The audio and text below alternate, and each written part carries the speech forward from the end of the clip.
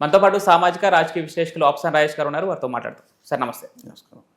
ఈ రోజున వైసీపీ గత ప్రభుత్వ పాలనపై విమర్శలు చేసే వారిని అబాస్పాలు చేయటం ఆ వైసీపీ నేతలకి సర్వసాధారణమైన విషయం.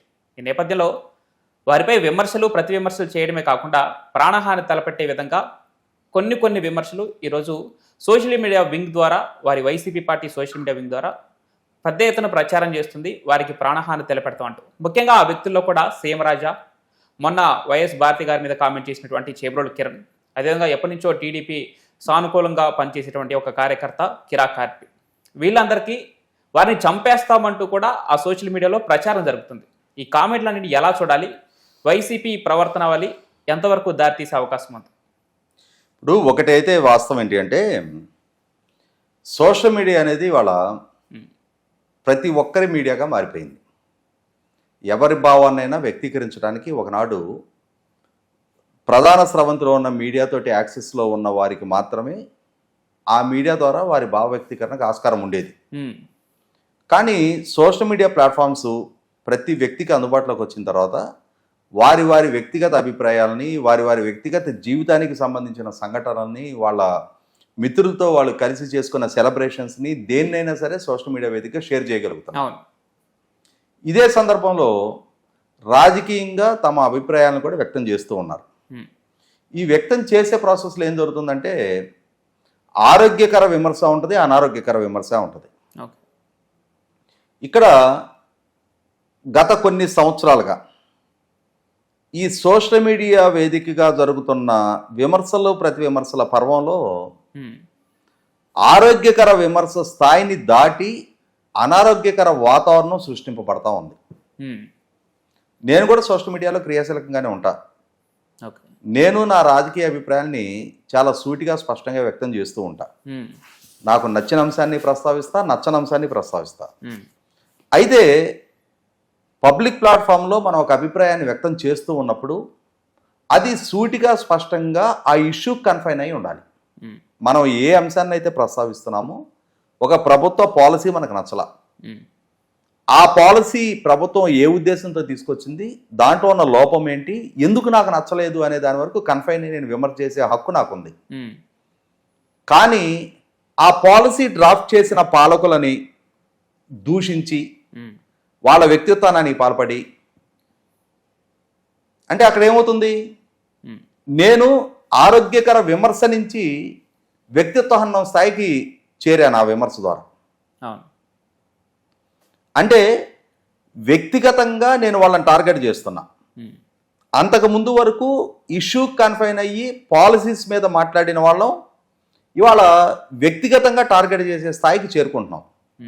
దాని పర్యవసానం డెఫినెట్గా వాద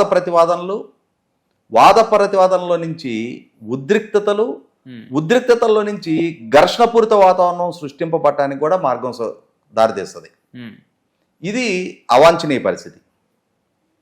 ఎప్పుడైనా రాజకీయాల్లో అయినా, రాజకీయ పక్షాల మధ్య అయినా, నాయకుల మధ్య అయినా, రాజకీయ పక్షాల అభిమానుల మధ్య అయినా సరే వాద సంవాదాలు ఉండాలి తప్ప అది చిలికి గాలివానలాగా మార్చుకొని అంటే ఒకరికొకరు శత్రువులుగా పరిగణింపబడి వ్యక్తిత్వాలకు పాల్పడే స్థాయికి ఏ రాజకీయ పక్ష కార్యకర్తలు కూడా చేరకూడదు. ఎందుకంటే ఇవాళ ఈ ఘర్షణపూరిత వాతావరణంలో ఘర్షణలు, దాడులు, దౌర్జన్యాలు, ప్రతిదాడులు, కేసులు, వీటి వల్ల అల్టిమేట్గా విక్టిమైజ్ అయ్యేది దీంట్లో ఇన్వాల్వ్ అయినాడు నాయకులు కాదు. నాయకులు చాలా సేఫ్గానే ఉంటారు, వాళ్ళ పదవులు, హోదాలు వాళ్ళు అనుభవిస్తూనే ఉంటారు. కానీ ఈ రూట్ లెవెల్లో ఈ ఉద్రిక్తతలో ఇన్వాల్వ్ అయితే అల్టిమేట్గా నష్టపోయేది వీళ్ళు. ఇటువంటి పరిస్థితుల్లో ఈ పరిధి దాటిన భాష ప్రయోగించే ఎవరైనా సరే తప్పనిసరిగా నియంత్రణ మెయింటైన్ చేసుకొని తీరాలి. అదే సందర్భంలో ఈ మధ్య మీరు ప్రస్తావించినట్టుగానే ఒక 2-3 గురించి మేము చంపేస్తామనే బెదిరింపులు కూడా వైసీపీ సోషల్ మీడియా నుంచి వ్యక్తం అవుతా ఉన్నాయి. ఎందుకు అనంటే వాళ్ళు వాళ్ళ నాయకత్వాన్ని టార్గెట్ చేస్తున్నారు అని చెప్పని, వాళ్ళ నాయకత్వాన్ని వ్యక్తిగత స్థాయిలో విమర్శిస్తున్నారు అని చెప్పని, వాళ్ళ వ్యక్తిత్వానికి పాల్పడుతున్నారు అని చెప్పని 100% ఆక్షేపణీయం. ఎవరి వ్యక్తిత్వానికి పాల్పడ్డా ఇవాళ జగన్మోహన్ రెడ్డి గారితో విభేదం ఉంటే ఐడియాలజీ ప్రకారం జగన్మోహన్ రెడ్డి గారి పాలసీస్లో ఉన్న లోపాలని, ఆయన నిర్ణయాల్లో ఉన్న తప్పుల్ని, ఆయన పాలనలో జరిగిన అవినీతిని, వీటన్నిటి గురించి ప్రశ్నించే హక్కు ఉంది, ప్రస్తావించి విమర్శించే రైట్ ఎవరికైనా ఉంది. కానీ జగన్మోహన్ రెడ్డి గారితో రాజకీయంగా విభేదించిన కారణంగా ఆయన కుటుంబంలో ఉన్న మహిళల్ని, ఆయన బిడ్డల్ని, వాళ్ళని టార్గెట్ చేసి విమర్శ చేయాల్సిన నష్టం లేదు. ఆ విధమైన వ్యవహారశాలు ఎవరు కనపరిచిన ఆక్షేపణీయమే. కానీ ఇది జగన్మోహన్ రెడ్డి గారి కుటుంబానికే పరిమితమా? కాదు. అసలు ఈ విధమైన సంస్కృతిని మొదలుపెట్టింది 100% వైసీపీ. ఈ విధమైన కుసంస్కారపు విమర్శలు, నీచమైన నికృష్టమైన భాషతోటి రాజకీయాలలో కొనసాగటమే నేరంగా భావించే స్థితికి ఎవరికి వాళ్ళు అరే మనం రాజకీయాల్లో ఉన్న కారణంగా మన కుటుంబంలో ఉన్న మహిళల్ని టార్గెట్ చేయాల్సి వస్తుంది అని బాధపడే పరిస్థితులు సృష్టించింది మాత్రం వైసీపీ.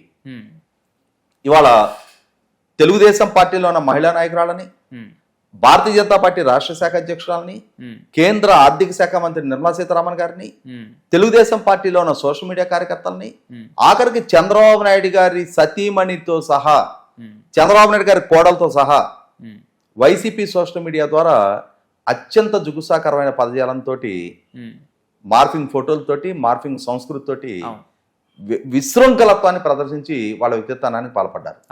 ఇదే సందర్భంలో వైసీపీ నాయకులు, సీనియర్ నాయకులు కూడా అత్యంత జుగుసాకరమైన పదజాలంతో వ్యక్తిత్వానికి పాల్పడ్డ నేపథ్యం కళ్ళ ముందుంది. మరి ఈరోజు జగన్మోహన్ రెడ్డి గారి కుటుంబాన్ని టార్గెట్ చేసినందుకు ఈ ముగ్గురిని చంపేస్తారు. మరి ఇన్ని సంవత్సరాలుగా, ఇన్నిసార్లు ఇంతమందిని లక్ష్యంగా చేసుకొని వీళ్ళ వ్యక్తిత్వానికి పాల్పడ్డప్పుడు మరి మిమ్మల్ని కూడా అదే విధమైన చర్యలు వాళ్ళు తీసుకోవాలా? అంటే అంతిమంగా మీరు వాళ్ళని చంపి, వాళ్ళు మిమ్మల్ని చంపి ఏ సంస్కృతిని పెంచి పోషిస్తున్నారు? నిత్యం రాజకీయ పరమైన విమర్శలు, ప్రతి విమర్శలు చేసుకోవటం వేరు, కానీ అది పరిధి దాటి విశృంఖలత్వానికి దారితీసి ఎప్పుడైనా ఏమవుతుందంటే మన దగ్గర సరుకు లేనప్పుడు, ఆరోగ్యకర విమర్శ చేయగలిగే సామర్థ్యం లేనప్పుడే ఈ వ్యక్తిత్వానికి పాల్పడతారు. హిట్టింగ్ బిలో ది బెల్ట్ అంటారు. ఇవాళ ఒక కరాటేనో ఒక బాక్సింగ్ ఫైట్ జరుగుతూ ఉన్నప్పుడు దాంట్లో కొన్ని రూల్స్ అండ్ రెగ్యులేషన్స్ ఉంటాయి. అంటే ఈ బెల్ట్ కన్నా దిగువకి కొట్టకూడదు అని చెప్పని, అది ఇరువురికి వర్తిస్తుంది. హిట్టింగ్ బిలో ది బెల్ట్ అనేది బ్యాన్. కానీ నీ ప్రత్యర్థి అతను విసురుతున్న పంచులు తట్టుకోలేని నిస్సహాయ స్థితిలో ఉన్నప్పుడు అప్పుడు నువ్వు హిట్టింగ్ బిలో ది బెల్ట్ చేస్తావు. అంటే నీ మీద లేవనెత్తుతున్న ప్రశ్నలకి సమాధానం చెప్పలేని నిస్సహాయులుగా మారినప్పుడు ఇటువంటి ప్రస్తావనలు వస్తాయి. ఎవరైనా సరే అది జగన్మోహన్ రెడ్డి గారిని టార్గెట్ చేసినా, జగన్మోహన్ రెడ్డి గారి పార్టీ నుంచి ఇటువైపు టార్గెట్ చేసినా, సూటిగా స్పష్టంగా విమర్శించుకునే విషయ పరిజ్ఞానం లేనప్పుడు ఈ విధమైన చర్యలకు పాల్పడతారు. ఇటువంటి వాళ్ళని ఎవరిని ఎంటర్టైన్ చేసినా అది ఆయా రాజకీయ పక్షాలకే ఖచ్చితంగా ఆక్షేపణీయం. రేపటి రోజున దాని సైడ్ ఎఫెక్ట్స్, ఇవాళ నీకు అవకాశం ఉన్న రోజు నువ్వు నీ ప్రత్యర్థుల్ని వ్యక్తిత్వానికి పాల్పడితే, ఈరోజు నీ ప్రత్యర్థులు నిన్ను వ్యక్తిత్వానికి పాల్పడ్డప్పుడు కూడా ఈరోజు నీకు నొప్పి అనిపిస్తున్నప్పుడు నిన్న నువ్వు కూడా చేసి ఉండకూడదు. కరెక్ట్. నిన్న నువ్వు చేసింది రైట్ కాదు అని మొట్టమొదటి అడ్మిట్ అయితే, నీ శ్రేణుల్ని మొట్టమొదటి కట్టడి చేసుకుంటే ఆటోమేటిక్గా ప్రత్యర్థుల వైపు నుంచి కూడా ఆ విధమైన ప్రయత్నం జరుగుతున్నప్పుడు వాళ్ళ శ్రేణుల్ని వాళ్ళు కూడా కట్టడి చేసుకుంటారు.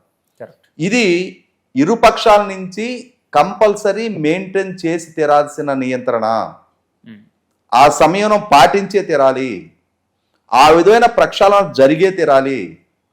విమర్శ ప్రతి విమర్శ అనేది సంస్కారయుతంగానే ఉండాలి తప్ప సంస్కారహీనత్వంతో ఎవరిని విమర్శించినా, ఎవరి కుటుంబాల్లో మహిళల్ని టార్గెట్ చేసినా 100% ఆక్షేపణీయం. దాన్ని మరింత విస్తృతపరిచి వాళ్ళని చంపుతాము, వీళ్ళని చంపుతాము, వాళ్ళు వ్యక్తిత్వానికి పాల్పడితే మీరు ఫిజికల్గా చంపేస్తానంటున్నారు. అలా చంపాల్సిన పరిస్థితులే ఉత్పన్నమైతే 100 మంది పోతారు. అంత దారుణమైన వ్యక్తిత్వాలకి సంవత్సరాల తరబడి పాల్పడి ఉన్నారు. ఈ సంస్కృతి నుంచి మొట్టమొదట బయట పడేయాల్సింది రాజకీయ పక్షాలు. అటువంటి వ్యక్తిత్వం కలిగిన కార్యకర్తల్ని డిజోన్ చేసుకొని తీరాల్సిన బాధ్యత రాజకీయ పార్టీల మీద ఉంటుంది. వాళ్ళని మా బలంగా ఫీల్ అయ్యి మన ప్రత్యర్థులు కదా మానసికంగా వేదన పొందుతూ ఉంది, మనం ఒడ్డునున్నాం కదా అని చెప్పని ఫీల్ అయితే రేపటి రోజున అదే టేస్టు మీకు కూడా రుచి చూపించాల్సిన పరిస్థితులు ప్రత్యర్థులు కూడా ఎంచుకుంటారు. ఇవాళ జరుగుతున్నది అదే. కాబట్టి ఇరుపక్షాల నాయకత్వాలు మొట్టమొదట ఆ సంస్కృతి నుంచి తమ రాజకీయ పక్షాలని ప్రక్షాళన చేసుకోవాలి. అటువంటి వ్యక్తుల్ని దూరంగా పెట్టే తీరాలి. Thank you so much sir.